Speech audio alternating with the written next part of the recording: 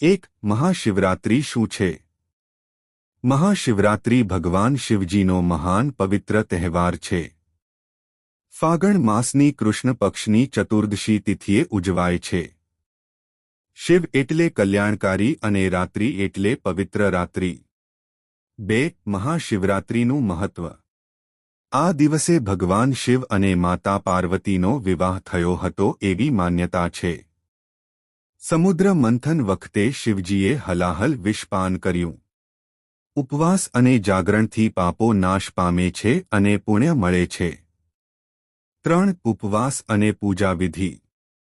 ભક્તો દિવસભર ઉપવાસ રાખે છે.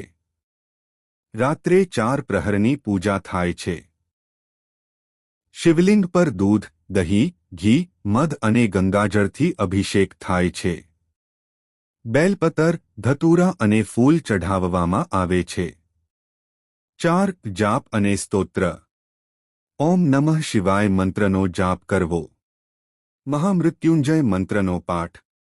શિવચાલીસા અને રુદ્રાષ્ટકનો પાઠ. 5. ગુજરાતમાં મહાશિવરાત્રિ.